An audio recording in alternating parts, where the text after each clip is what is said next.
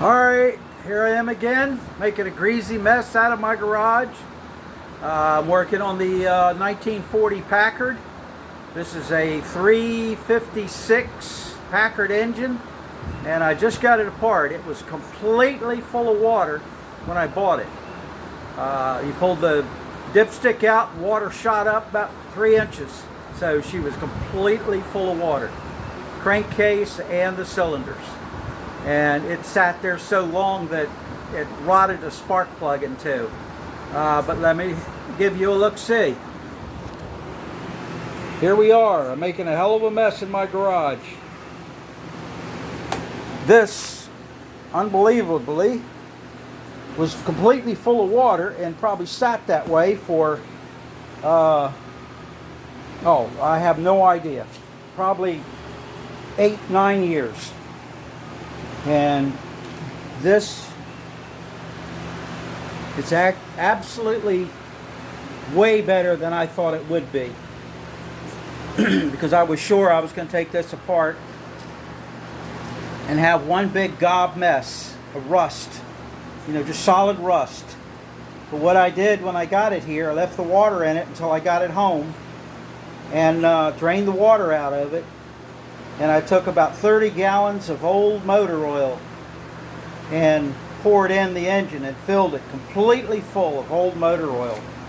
So, and it's been sitting that way for about 14 years or so now.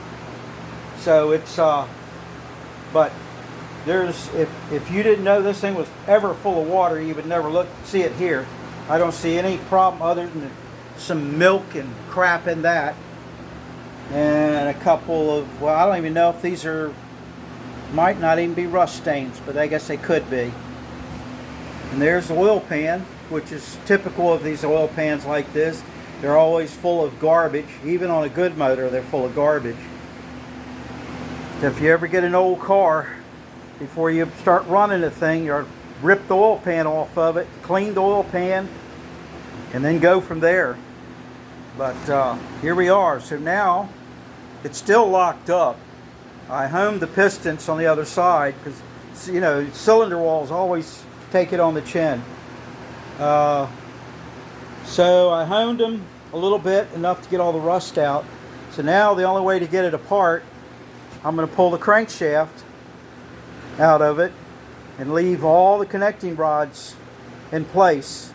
Just make sure the caps are numbered.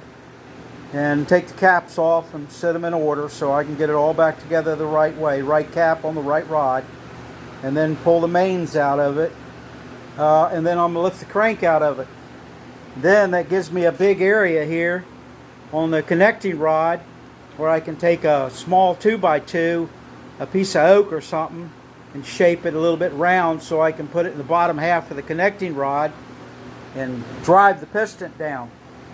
I'm going to either drive it, I'm going to try to tap them this way, that way, out, but I don't want to break a piston. So what I might do is, since the inside of the bore here looks presentable, looks good actually, the inside, I can look down there and see it, I might flip it on its side and take a bigger piece of wood and a sledgehammer and knock the piston, because all you got to do is get the piston to move. If I can get them all to move this way a little bit, I can hone the bore a little bit better. I can get to the area that has probably got some pretty nasty rust stains on it, which is around where the piston's sitting. Once I get them to move, then they'll all just come right out without too much grief. And probably, and if I'm lucky, I had to fight them before, and I don't think I've ever broke a piston trying to get it out, but I have really had to work on it to get the pistons out of them. Go through a lot of pieces of wood, because you can't just get a big sledgehammer and start beating on them with a metal pipe. I use wood, and I try to be careful in what I'm doing, because I don't want to buy anything, man.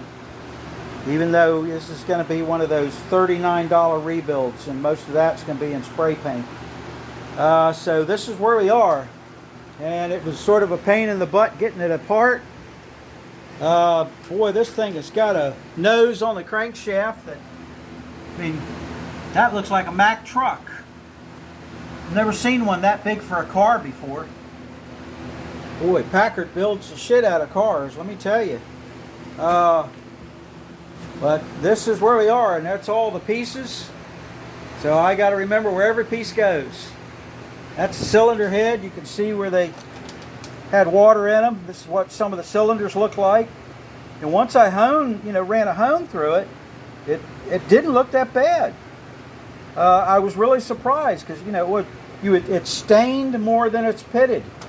So, and I don't really have it honed real good yet. So we won't know, what's what until I get to honing the daylights out of it. But you can see she's ugly on these. It's got 3 cylinders that are terrible. The rest of them not so bad. So see how it's going to work. I think that might have been the one with the spark plug that rotted out right there. I think that piece of spark plug's still in it. So that's where we are. Okay, just pick up a part and clean it and figure out where it goes. This ought to be good. And of course, then I got to get in here and do sheet metal and clean all this mess up. Yeah. This thing's horrible. Boy, what did I get myself into here? I'm not so sure I've run across one that's this ugly before. And I've worked on some stuff that was ugly. But this is about the ugliest. So, alright. I just wanted to show you what we got. You can see the goop and gop that came out of it. And I threw my kitty litter down to try to keep it from running all over the floor. I'm gonna have a hell of a mess to clean up. But, alright guys. So I am going to get back to work. I've washed my hands like 100 times now, and they're still yucky. But I went up and had a bologna sandwich and white bread. When I got through, it looked more like rye bread. So it's pretty bad. Okay, all right. So I'll see y'all later. Later, guys.